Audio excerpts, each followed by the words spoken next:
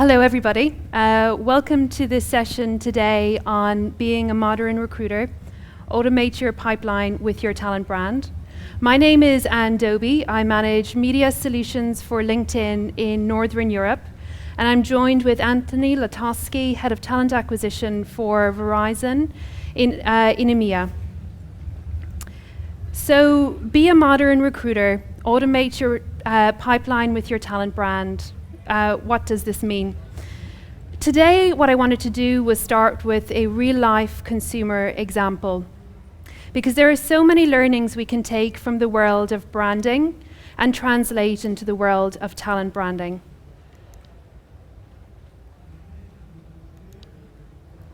In the 1920s, during the Depression, there were two rival cereal makers, Post and Kellogg's. As times were tough, both organizations had very difficult decisions to make. Post did what most organizations do in tough times. They reduced their spend on branding and saved money where they could, whilst Kellogg's did the exact opposite. They put everything that they could into branding, and people saw a picture of a cockerel crowing in the morning sun and a happy family sitting around the breakfast table eating their Kellogg's cornflakes. People felt connected with it, they remembered it, and they purchased it. On a daily basis, instead of weighing up every decision that we need to make, we will often use our subconscious to guide us.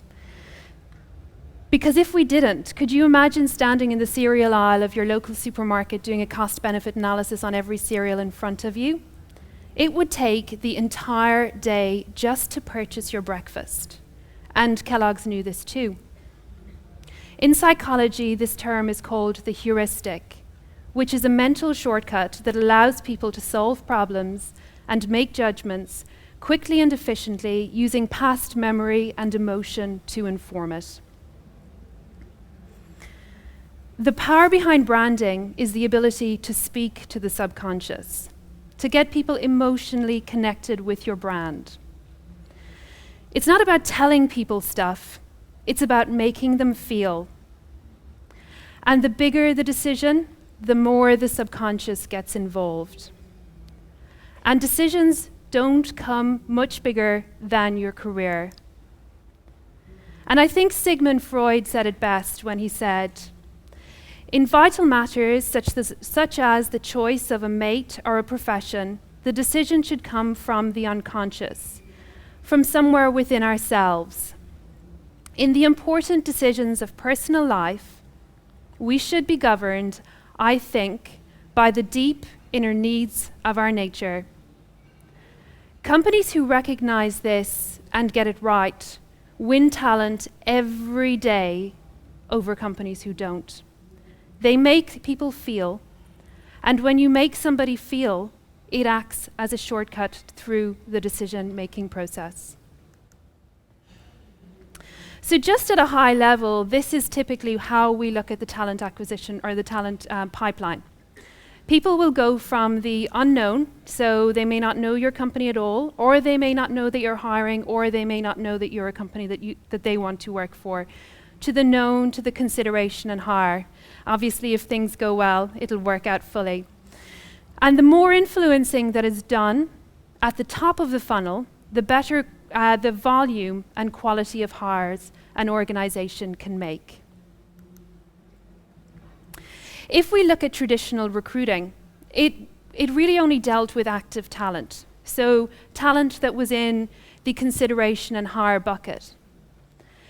And when we were in the past and we weren't in a knowledge economy, that was absolutely fine, because the cost to a business for making the wrong hire was marginal, because organizations were hiring laborers or machine operators.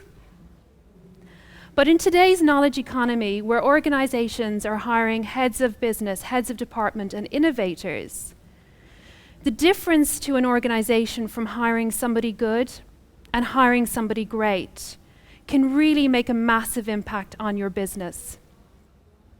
And organizations who are ignoring the top of the funnel are limiting the quality and quantity of hire that their organizations can make. The best organizations in the world are pulling levers where it really matters. They're connecting people with people at the top of the funnel, and they're hiring them. They're putting the right message in front of the right people at the right time, and they're making the best hires. And if we consider how industries are converging in this modern society, one of the functions that we see in most demand is for technology and software engineers. And organizations like Google probably can attract the best software engineers.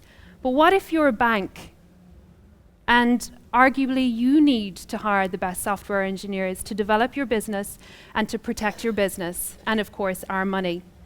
If you're fishing from the end of the funnel, it reduces the ability to attract the right talent. When we look at automated talent pipelines, we need to go beyond the end of the funnel. We need to grow the funnel, because that is what the best organizations are doing. And marketers have been doing this for 200 years, helping us to make decisions of marginal importance, like what chocolate bar will I eat or what cereal will I have for breakfast. The best recruiters now think and act like marketeers. They guide people through some of the biggest decisions that they will make in their life, and they do it through their talent brand. And with that, I'd like to hand you over to Anthony Latosky, Head of Talent Acquisition for Verizon in EMEA, to discuss how they have automated their talent brand and the results that they or their talent pipeline and the results that they have seen. But before I do, just a little bit of housekeeping to do. On the app, if you're checked into the Talent Connect app, there is the option to do a poll in today's session. So if you go into today's session on the app, to make this really interactive, please log in, do the poll, and I think we'll see some very interesting results. Thank you. Great. Thank you very much, Anne. Yes, please do go in and do that poll, otherwise that section might not work quite so well. As Anne said, Tony Laslotsky, I head up the talent acquisition team for Verizon in EMEA. I've been there for about 2 years now. Prior to that, spent 5 years with Vodafone via AMS. So interesting differences between the two I'll discuss a little bit later. Must confess that when I realised I was on at the same time as Lou Adler, I feared for the size of the audience, so thank you for being in attendance. If you did mean to see Lou Adler, I'll distract everyone whilst you make a quiet exit. So I'm here today to discuss how we have leveraged our brand in order to help automate our talent pipeline. So let's say you're one of the 80% of passive LinkedIn members or a passive job seeker. Receiving requests to speak about opportunities or in mails, talent directs. How do you know what's right for you without having the context of working for that company? So let's say for the previous 6, 9 or 12 months you'd been consuming content from that organization around recognition for employees, for example, or achievements that the organization has won. It would definitely give you more of a context for the cultural values, arguably make you better equipped and better informed to assess that opportunity against your own preferences. So if the benefits from a recruiter perspective were to see an ability to accelerate your hiring, broaden the talent reach that you have, and ultimately what we're all here for, to help the business achieve strategic objectives, which you'll hear me say a lot because it's something I'm a big advocate of. So as I mentioned, working for Vodafone, Verizon, two very different animals really. Vodafone with a very strong consumer brand presence in EMEA. Candidates typically know who you are, which limits the need to make a big introduction when you speak to them. At Verizon, if you've traveled, worked, lived in the US, you'll be familiar with our brand, but in EMEA, we're an enterprise solutions company, so we don't have access to the same intro that happens just through associating with that brand. So whether you're a big or a small company, there are some compelling reasons at least why we invested in our brand. So the research you see here comes from LinkedIn's survey with 7,000 talent acquisition decision makers around talent brand, and overwhelmingly they agreed, 83% agreed, that talent brand has a significant impact on the ability to hire top talent. And there were further perceived benefits too. So it showed that there was an opportunity to reduce the cost per hire significantly, and it's something I'll look into with the return on investment on other channels in our results at Verizon. There's also a further perceived opportunity to improve retention, and that may be because of the stage at which you're engaging with people in the company goals, visions, and values. If you start to engage with them 6 to 9 months before they join your company, then arguably the decision is more informed. They're more committed, more engaged, and motivated. And if you don't brand yourself, other people will through discussing you. So what is talent brand? Where does it come from? Why is it different to how it used to be? The building blocks are here. So you may be familiar with some of these terms. Employee value proposition, I hope. I'll discuss later exactly what that means to Verizon. Now, employer brand is slightly different because it's ultimately the communication, the output of your employee value proposition on all internal and external touchpoints. Talent brand is different again, and it's like going behind the looking glass or seeing what people say about you behind your back, that perception of your employer brand. So how's that different to, say, the last 10 years? Well, number one, we've very firmly consolidated ourselves in the knowledge economy. And candidates aren't just relying on job adverts to assess an opportunity against their needs and wants. You know, research goes on into what the company stands for, the purpose. So simply posting could be insufficient to see some of the benefits that we've discussed on the previous page. You might get a bum on a seat, but is that sufficient to hit your business objectives? So do indulge me for a minute, because I appreciate the brands are quite obscure. Sure, everyone knows who they associate with more. You're a Coke drinker, you're a Pepsi drinker. Obviously, if you're an employee of either company, you're excluded from that question. But you may be impartial, and you may also be invested in neither company emotionally. And that emotional drive creates a stronger connection. Let's take Coke, for example. They've recently launched their Christmas campaign, I'm sure you've all seen on TV, designed to create that emotional connection through the engagement with the holidays are coming jingle and all that. And I can testify in my house, it creates a period of activities we all get quite excited about Christmas. But who knows what it's like to work for either company based on that? Sure, you may have a preference for the one that you have a stronger emotional connection with, but how do you know that matches what you need and want from a role?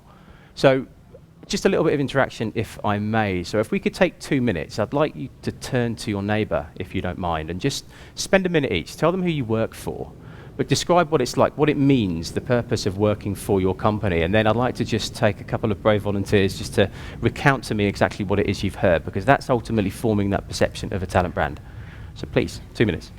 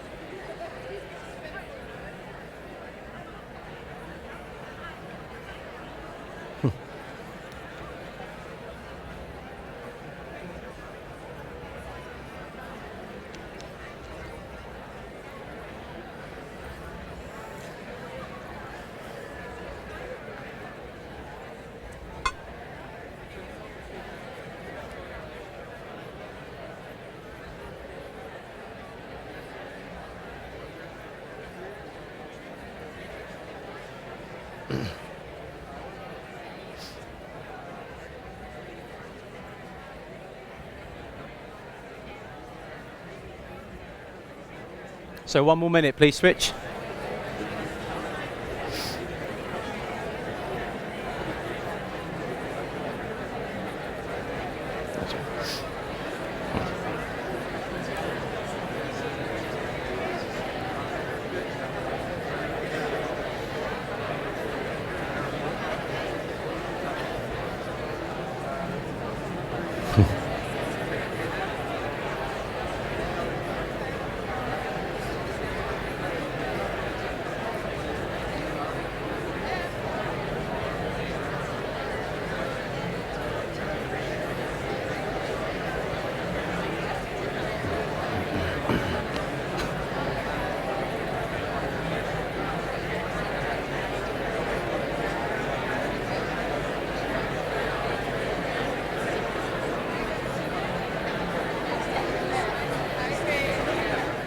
Okay, so do we have mics? If maybe a raise of hands who wants to volunteer exactly what they've heard. A couple of volunteers, please. Anybody? Maybe down in the front.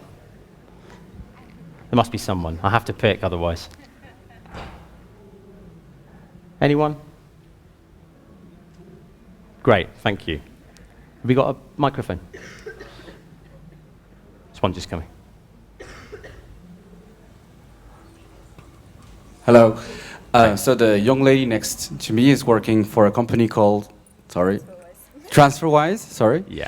I didn't know it, obviously. And this company is actually developing peer-to-peer money transfer systems, which is actually a very old and relatively simple transaction, but executed in a quite a revolutionary way. So she's very inspired by the fact that it's so disruptive. Great. So would you work for that company based on what you've heard? Not me personally, but Great. It's a very short pitch, I would say. Yeah. That sounded very inspiring. Okay, I'm glad you said that because that would be quite impulsive, obviously, but that's great. It would. Fantastic. Anyone else who would like to? Was that a hand up over there? It's like I'm in an auction house. No, it wasn't, was it? You were just scratching your ear.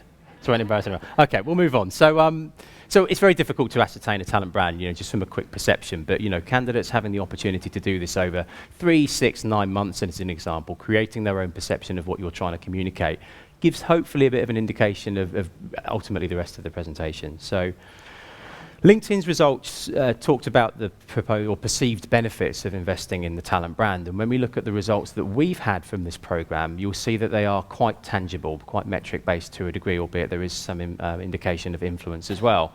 But I think there's more to it. And I don't know if anyone's heard of the psychological contract, but it's a theory that states the importance that companies connect with employees, delivering on their promises in order to achieve the benefits of retention, engagement, and quality of work. Now, this begins before someone joins an organization. As we all know, brand is being increasingly used not only to promote products and solutions, but also to attract candidates. But it's critical to deliver on the promises you make within the brand. And the quote succinctly puts it here, it's part of that matching process between organizations and companies' offers and needs. Organisation and individual offers and needs. And that ultimately informs discretionary effort. And if you're not familiar with that term, it is ultimately that effort you're willing to give without thinking about it when you engage or connect with the company more. So the commitment to hit a deadline or the going beyond the boundaries of your role to make sure that you get something done. And ultimately that's what singles out those top performers. Also the theory states. So I'm going to take you through 3 steps that we went through at Verizon, and I'll look at what we did at a global level and how we've jumped on that, which is unique about, I think, our case here, how we've jumped on what's happened at a global level and made it appropriate at a regional level. So firstly, how we defined our message. What is it? What do we hope it conveys to prospective candidates? I'll then look at the subject of this session, which is connect, which is how we are continuing to communicate that with people. And then finally engage, so the subsequent engagement that we're seeing through the results that we're having. And our EVP, this whole process, is underpinned by what we call people, platform, and powerful answers. And people are employees, platform are products and solutions, and powerful answers, which will start to make sense a little later. So can I have a show of hands here who operates some kind of talent pooling or talent tagging system? So most people in the room, no surprise. And I assume that's some form of databases, ATS, or spreadsheets. Now, another show of hands for whoever's talent pool this is on the screen. I was hoping not to embarrass anybody, I'm sorry. So I was at a roundtable discussion, which is one of the reasons that piqued my interest in attending today, that was about talent pooling, about 9, 12 months ago. Talent pooling was on the table, and there was a combination of people there who were just about to invest in their talent pool or people to talent pool for them through to mature talent poolers. And what struck me about that session was that there was no new methodology there. The way of talent pooling was consistent with every conversation I'd had about talent pooling for the previous 3, 5, 7 years in recruitment. And I talked about what we were doing with talent brand, and admittedly didn't have as long as I have to talk about it now, but it was met with a mixed response, and it's kind of understandable given talent branding itself can be quite intangible. It's a slightly ambiguous subject, so hopefully it won't be by the end of the session. And a few things were notable from that session too. Number one, employees, even from the same company, couldn't always agree on the definition of talent, which I think is a concern, particularly when you're looking for new ways to identify niche talent. Talent spotting's been going on for thousands of years and historically based on a set of very tangible physical skills, such as who could dig a canal for you, build a bridge, fight a war. But 21st century business continues to evolve, and the type of skills and experience that we need are no longer, they're no longer so tangible in the knowledge economy that we've moved into. So as industry boundaries continue to blur, there's an argument to suggest that we should be considering, value match, cultural fit, and potential to help us ascertain what it is we need to succeed in the future. Another question, please. Sorry, I haven't given anyone RSI by the hands up, but is anyone here in possession of the holy grail of recruitment, which is the strategic and accurate workforce plan? If you are, I would have taken your number because that is a miracle. So likewise, no one in that room was. Now I am being extreme here in saying that most talent pools are relatively static. Now they're not all static, but on the most part, the methodology we were discussing in that session was. So how can a talent pool that's static support business environments that change on a week, month, half-yearly basis, which is certainly the case within Verizon? So the quote here, well, my quote, talent pooling needs a reboot. What does that mean? Well, I mean that inconsistently assessed and potentially warm candidates added to a static database is insufficient in order to maintain that delivery to what a business requires. And content can play a critical role in warming talent up to your brand. And if the result is being able to have access to the talent that you want when you want it, then obviously the results are there to be seen.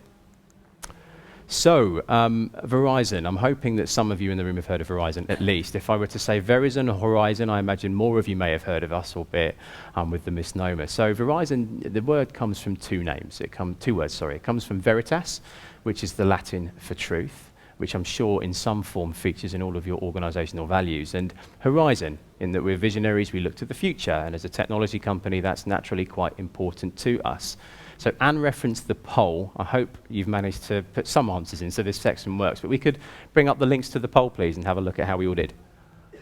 Fantastic. So the answer's already there, which is great. So most of these facts, these have been chosen specifically because most of these facts are the kind of things that people joining the organization in EMEA and Asia Pacific didn't know, because we don't necessarily have the scale and scope of the organization here. So first question was Verizon's global network stretches 800,000 route miles, which can circle the world 30 times. What percentage of that traffic hits, public traffic hits the Verizon network? And that was 60%. So I think we did quite well there, although it's a bit of a balanced answer. So the second question was, how many people does Verizon employ globally? And the correct answer is 175,000. So we were almost there with that one. 4,000 of which are in EMEA, 90% of which sit within the US. So the bulk of our business is over in the US as well. Third question was, how much does Verizon invested in training and development of its employees since 2012? And the answer is $400 million, which is a considerable investment in 4 years, obviously. So 2 years, obviously. So Verizon have recently been nominated as one of the ATD's top 10 learning companies, and one of the many accolades that we've won over the last 12 years for our training and development. So in February this year, Verizon completed the acquisition of the Vodafone interest in the wireless business in the US. Now, the question was, for what sum of money? 565 or $130 billion. So the amount was $130 billion, which, to put it into context, was the third biggest commercial deal in history, which, given that some of you may not have heard of Verizon, is probably quite surprising.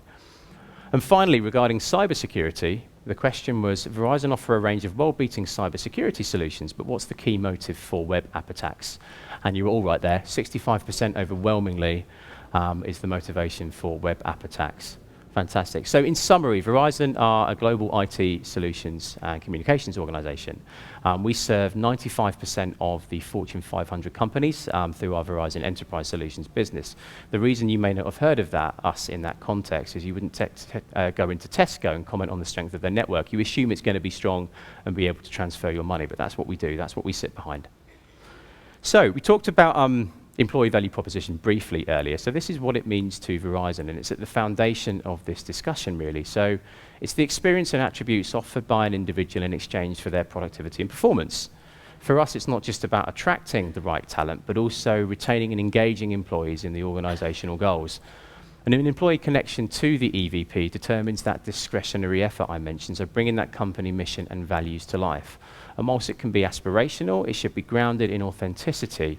And that balance is, for us at least, is to communicate how we're moving from that aspiration into reality. So what did we do? Why am I here ultimately? So the EVP and employer brand are inherently linked to corporate or consumer brand. And this is how we look to the world. 5 different sites with a different look and feel, inconsistent navigation, differing descriptions on who we are and what we did. No campaign-based content, and ironically, we had no mobile experience, despite most of our business being a mobile organization. So we looked a little bit confused to the world. So how do you think candidates felt about that? And we needed to change the conversation. And fortunately, globally, at a global level, we did the unification. So Verizon has invested more than any other technology company in assets and infrastructure. So it was about time we sent a strong signal to the market of our intent in what we perceive to be a time of growth and opportunity. But how does that align with our EVP? And this is where Powerful Answers comes in. So throughout Verizon's history, we've never launched a corporate branding campaign. It's always been about the latest product, as a phone, our fiber optic solutions, for example. Now, best-in-class companies all over the world leverage the strength of that brand to attract talent. So we have a significant brand presence, particularly in the US, so why not tap into that? Even outside of the US, why not set that as the foundation to consolidate the profile that we already have and build on that? So this was a game changer for us, launched sometime last year, and it's the first ever corporate branding campaign that we've had that's designed to unify all our lines of business, and that we believe in the power of technology to build a better future.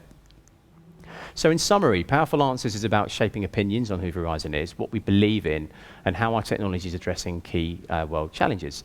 And it's linked to our values and the solutions we're providing that candidates and customers, and that's the key there, the link between the two, don't know that we're behind. So it's as much about positioning ourselves externally as it is about gaining credit for our role in the world and also inspiring our employee base. And by featuring employees in the Powerful Answers branding, we felt it had a natural recruitment message. You know, how our employees are driving real world innovation and the type of resources we need to deliver that. And our adverts state that with things like, what do we need to build next? Or we've gathered the world's sharpest minds together to tackle the world's toughest challenges.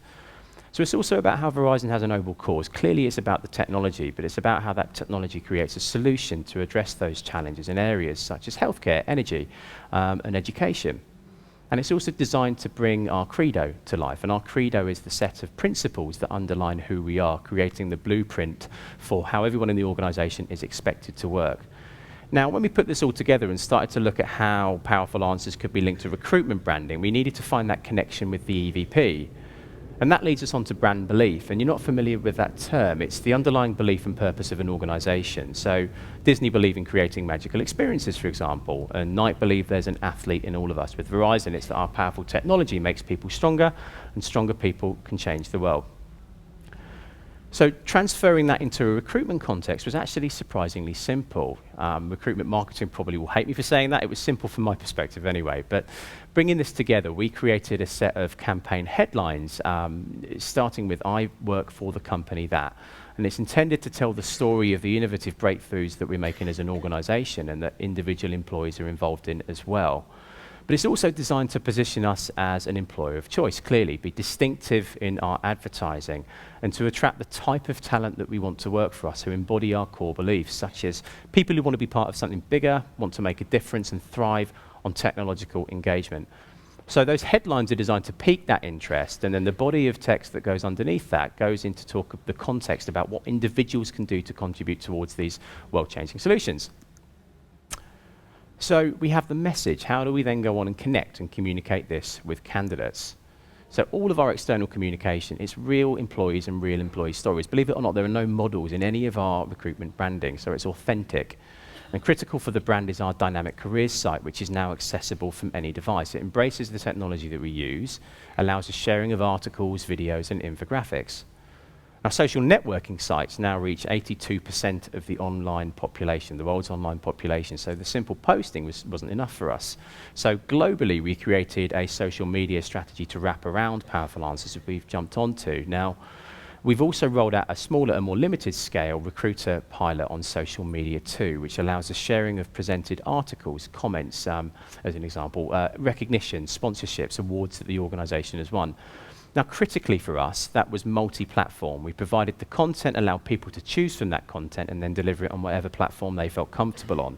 The purpose being that it helps to drive that authenticity I have mentioned.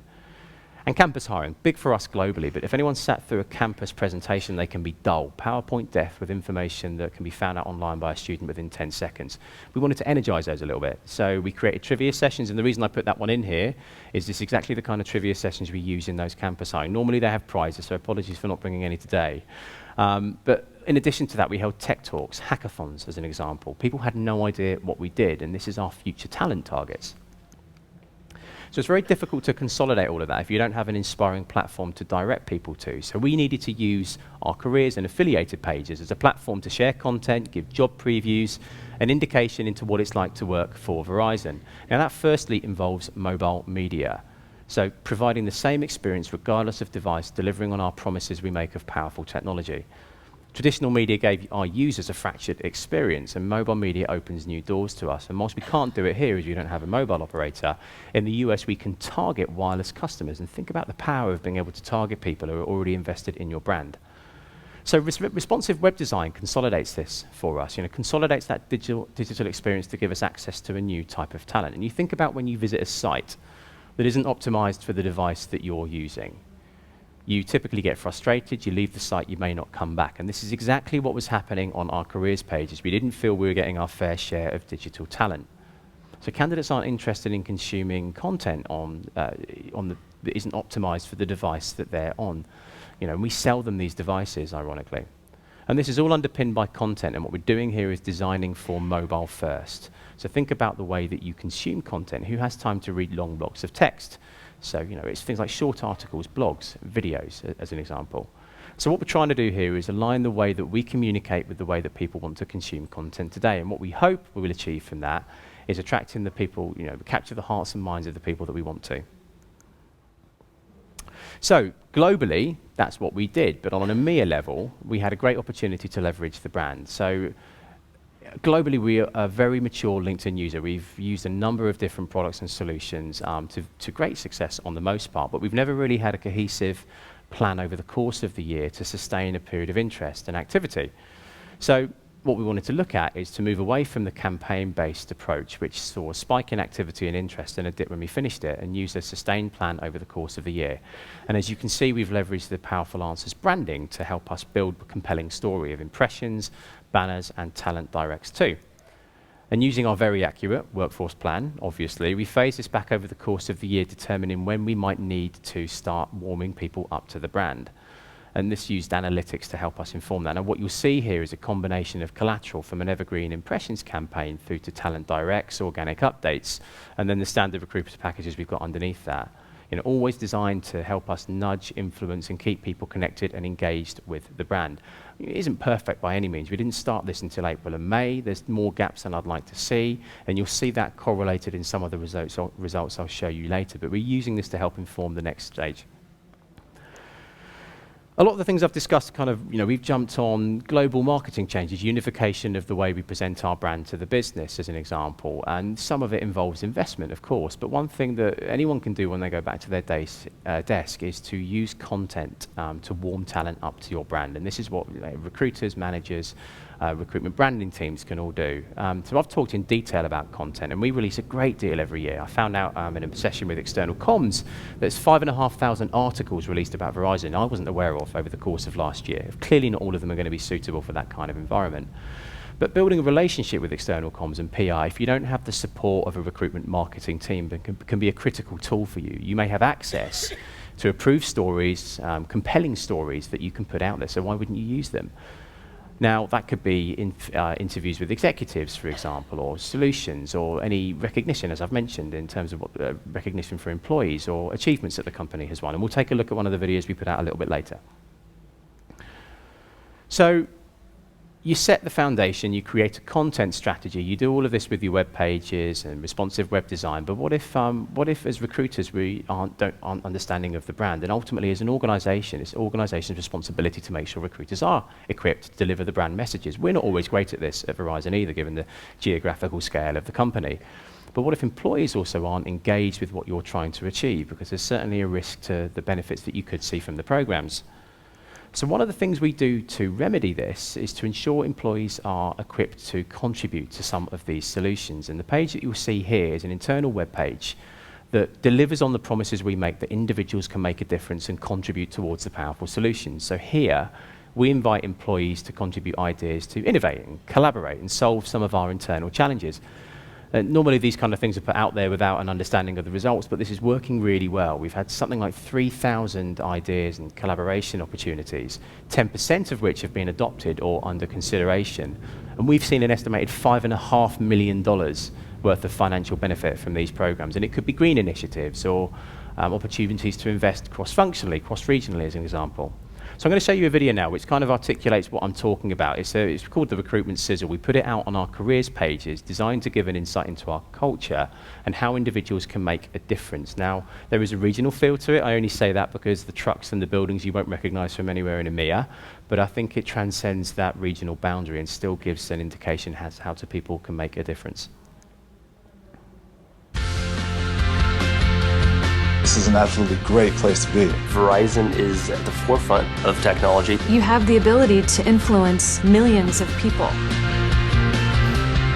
Verizon gives us lots of tools to succeed. Job shadowing, tuition assistance, service member discounts, training program. There's millions of opportunities and options that you can expand and explore.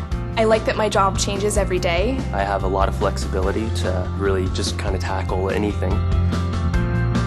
I love working at Verizon, mainly because of the people. Everyone's very inviting and ready to help you. They encourage you to ask questions. We work together to find the best resolution for the customer.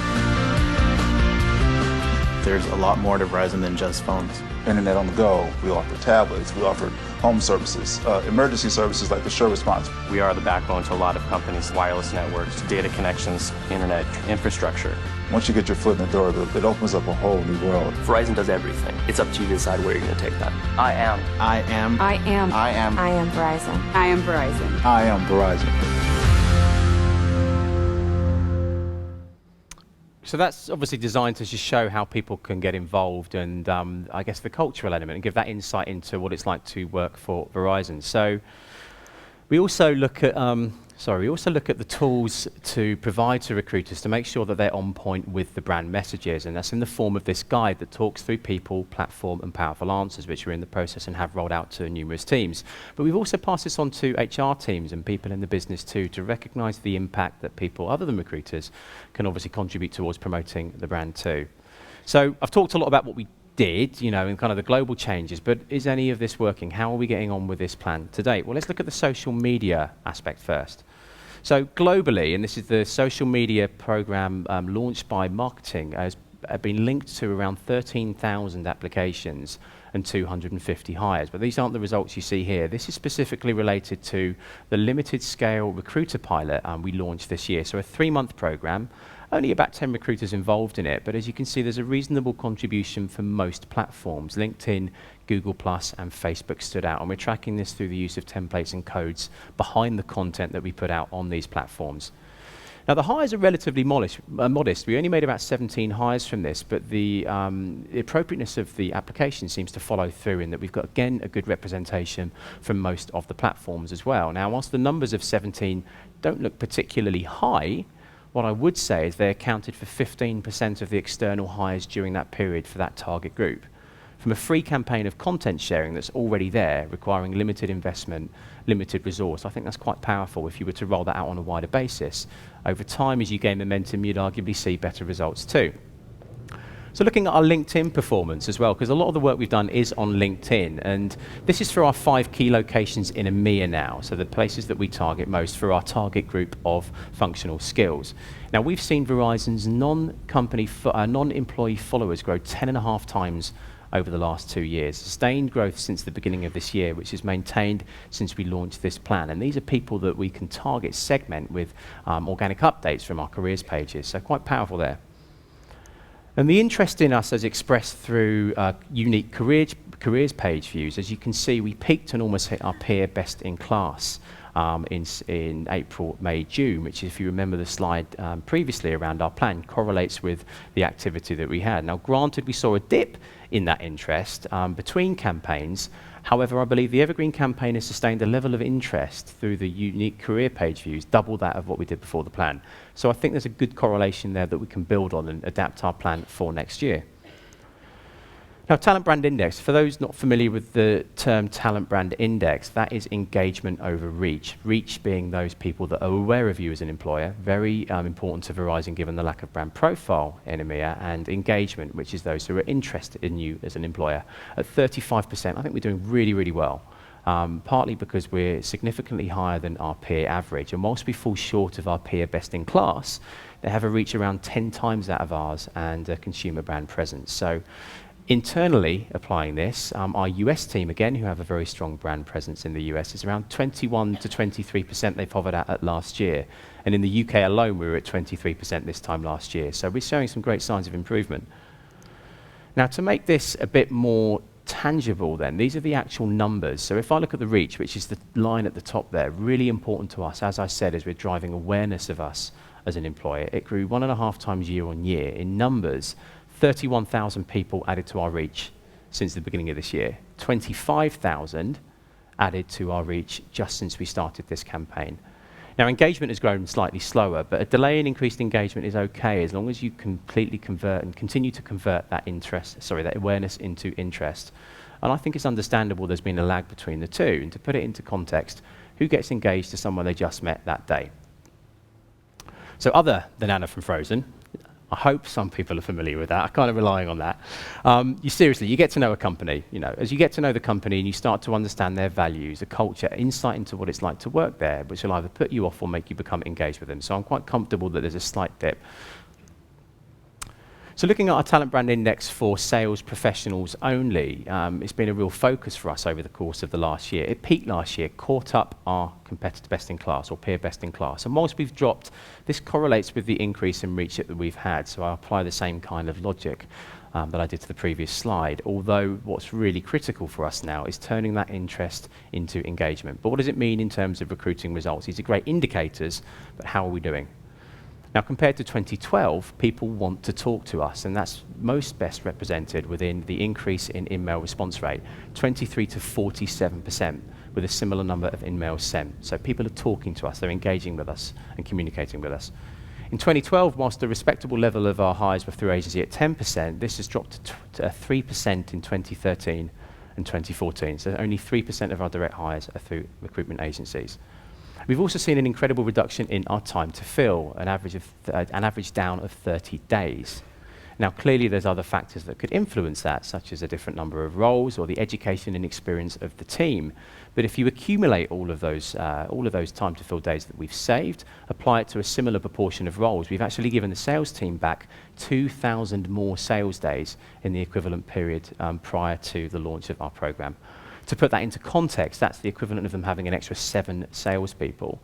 Now, I mentioned the link between business objectives earlier, and if you were ever in doubt about us as a recruitment community can directly impact business objectives, I think the evidence is here. Specifically, if you give the foundation for more productivity, through providing more sales days, you allow an increase in revenue generation, providing you hire the right people, of course. If you reduce your cost, improve efficiencies, then you're helping to drive profitability higher, and those are 2 key objectives for us as an organisation. I think the link is pretty tangible. And I mentioned earlier about reduced cost per hire too. So other than agencies, we're seeing a benefit and an impact across other job boards as well. So post Powerful Answers launch for us, we're also seeing an impact and return on investment on our generic job boards. So we've seen a 25% increase in job board conversion, so that's applications through the banners and adverts on job boards, and a 25% increase in click-throughs from our niche advertising as well. And if we look at our careers page metric, important given that we've invested so much in it, new visitors now account for 83% of the total visitors, which is up from 73% last year. And people are spending 10% more time there too, consuming more content, up around 14%. So I think the evidence is there to warrant some level of investment for us as well in terms of the time, labour and funds.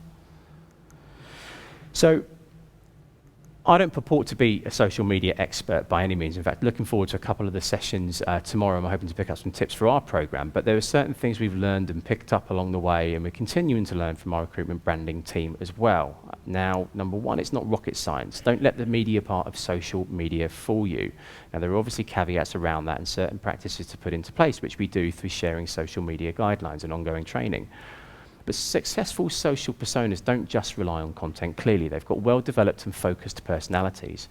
But it's important to ensure the strategy ties back to business goals. And why is it important? Well, brand yourself or be branded, because silence isn't golden. People will create an online persona for you if you don't have one, for better or for worse.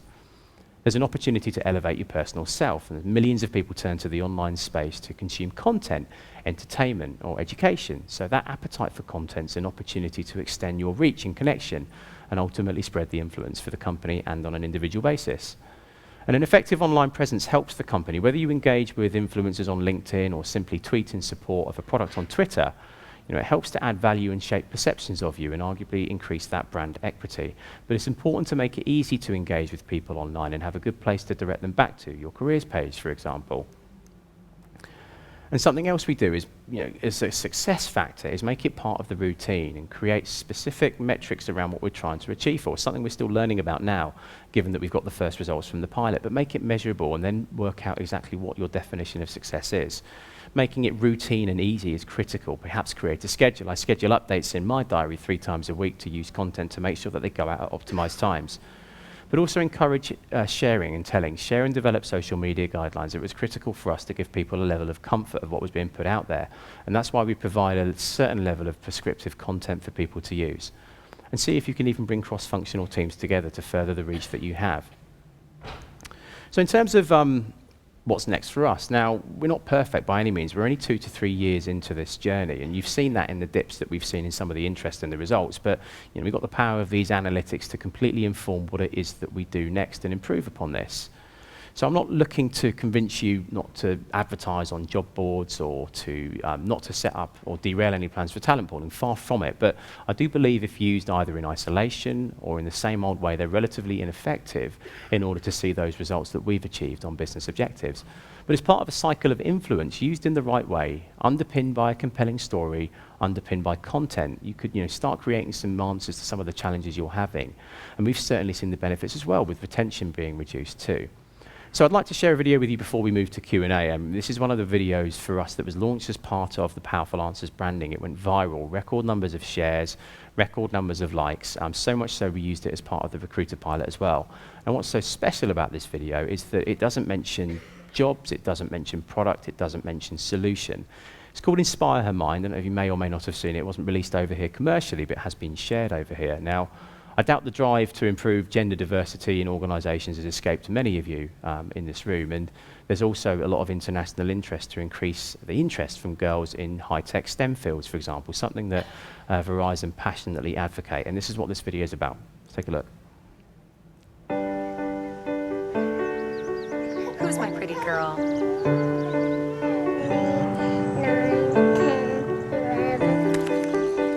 Sammy, sweetie, don't get your dress dirty.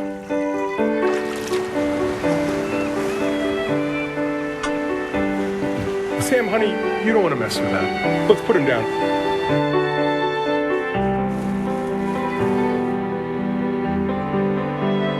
Samantha, this project has gotten out of control. Whoa, hey, careful with that. Why don't you hand that to your brother?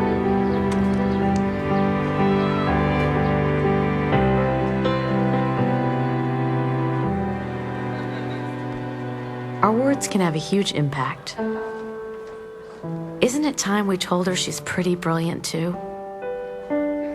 Encourage her love of science and technology and inspire her to change the world.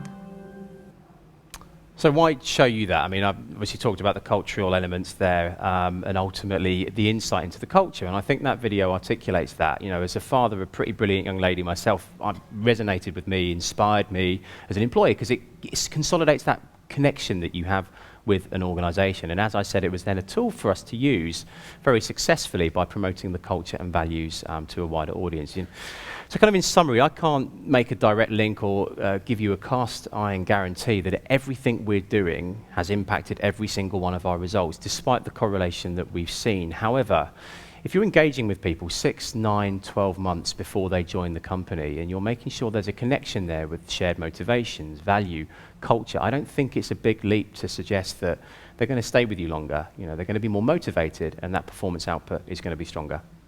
So that's it from me. Thank you very much for your time, and I'm happy to pick up with the subject and with any of you after this session. Great. I think there are mics if anybody has questions for Anthony or myself after that session. Thank you. Thanks.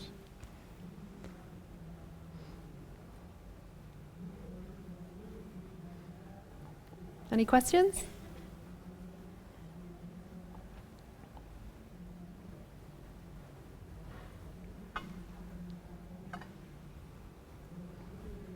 Yeah.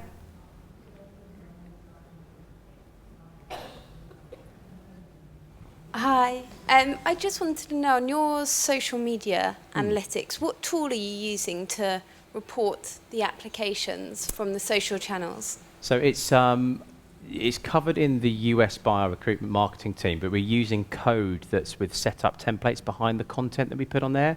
So the codes link back and determine the source of hiring applications into our ATS.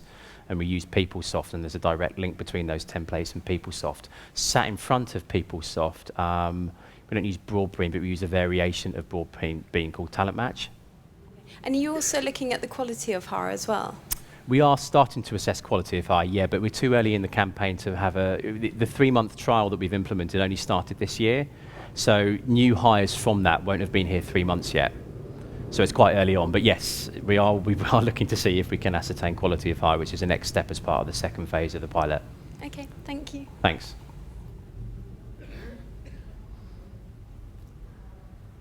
Any other questions? Oh, we have some here.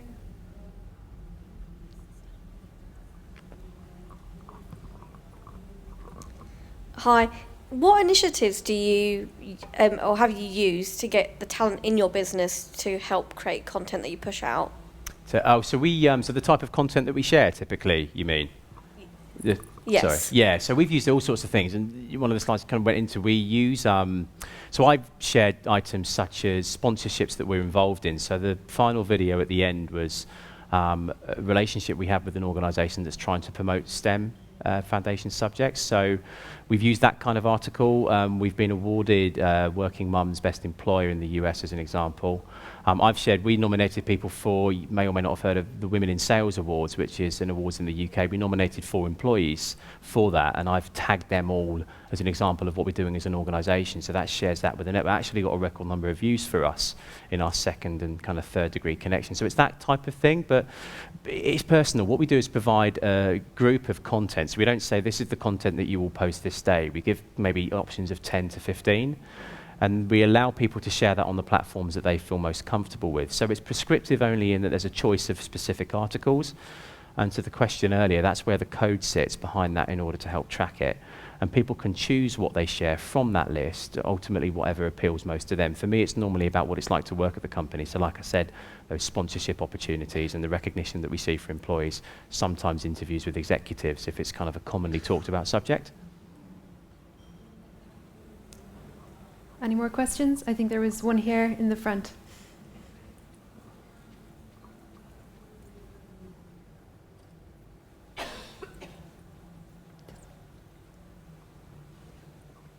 Thank you. It's actually very related to the previous question. So okay. Did you create this platform? Did you train people? How did you go about selecting who are your ambassadors? Yeah, exactly that. And so how did you go about that? Just in a nutshell. Yeah, for the pilot, like I said, it was quite limited. So yes, we did train that group of 10 recruiters. And so they went through the recruiter brand guideline, and we created a tool which is an easy reference guide to enable them. It's kind of the do's and don'ts ultimately. And I think what I've found, I'm part of that pilot too, it's when people respond to what you post where you can run into problems, because obviously if you've got a prescriptive group of content, it's quite easily to push that out there. And that's one thing we're still working on. We're not perfect there yet. So that's kind of the second stage of our training as well. What are the cast iron responses you have? Because you want to keep it aligned to the brand. And is it only limited to recruiters who are sharing, or are also hiring managers? No, actually it's not. So there's 2 elements here. The recruiter pilot, yes. So that was a specific group of 10 people in the recruitment team to share this content. We do advocate sharing of content, provided you've gone through the social media guidelines training. So we do have that as a training portal online, and you need a level of approval to be able to start posting items. But you know, it's not something we stop people doing, but there are some bits in place to give us, I guess, a sense of comfort that there's a consistent message that's being posted. People know if they don't post anything that's litigious, either about us or the company, obviously. So. No, I think there were a few questions over in this direction.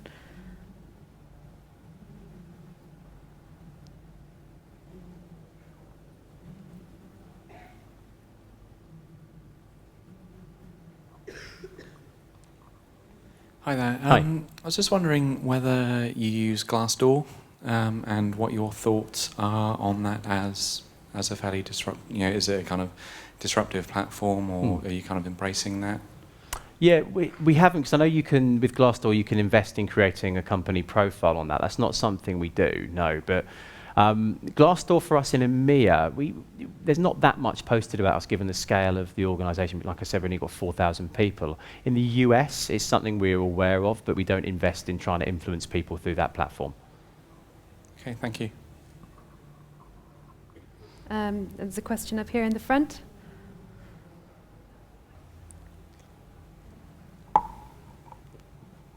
Just a question about the social media. I was just wondering, what kind of content do you post to get people to apply for jobs? Well, that's the point, and this could be debatable. I think it's a conceptual discussion. Is I don't think on social media you should post a job advert. I think it should be more an insight into what it's like to work for the company. And I think you need to take a bit of a leap of faith. And in my closing statement, I mentioned I can't create that cast iron link between the two. I think there is a little bit of a leap of faith to say that if you're investing in giving people that insight to let them self-select in or select themselves out, it's more effective on social media. So personally, I like to keep a distinction between the two. So it would typically be the kind of articles, comments, videos, things like Inspire a Mind. So how do they find out about your roles? Because obviously you might have your website, but do you have a talent pool? Do you send out regular emails or something? Yeah, it's a good to question. keep those people interested. We do all of that, and that's totally the point. Is we do a combination of all of that. We do have job adverts. We use LinkedIn job slots. We use job boards, as I mentioned, on niche sites and generic job boards, banners. But a lot of our activity is the balance is starting to tip a bit with talent branding. So banners, and we're hiring notes and information about the company. We're seeing it redress a bit with the level of job ads we put out there, but we still use a combination of it. People still talent pool, people still tag candidates, but what we're trying to do there is create that online talent community, so a dynamic community of people that are aware and interested in us when the right opportunity comes along. So it's almost like, I guess it's two stages of the process. You have all that activity prior to that, get people engaged and interested, so when we have an opportunity, we've got the context. Yeah, perfect, thank you. Thank you. That's okay, thanks. Any other questions? Hi. I was wondering how you engaged the marketing function of your business to do this project. Well, this is where this is unique, actually. It's I can't pretend that we as a recruitment team went, right, business, you need to change and unify to create this powerful answers. They did that. They led that. I think where we benefited is we saw that as a great opportunity to change what we did. And we're quite fortunate. We do have a recruitment branding team in the US, albeit a lot of the EMEA stuff is done here. And they jumped onto that and tried to figure out immediately how that could connect to the EVP and employee branding. And so it started with it started with kind of wireless marketing, which is our mobile business in the US. And I guess what's unique about this is it created that lack of isolation between recruitment marketing and marketing. Brought it all together and just said, we can actually say the same thing here, and we have the same impact, which is on customers and candidates. Great. Any last questions? Yep.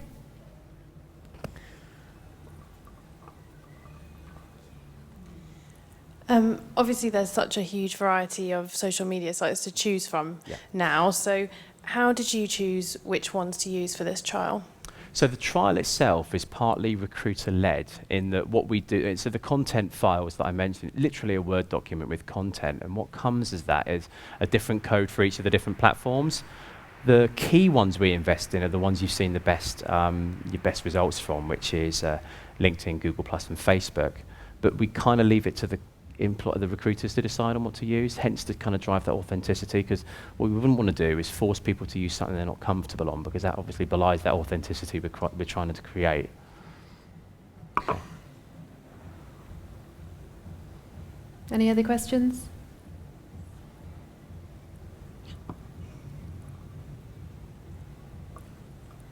No? Okay. Thank you very, very much. Thanks.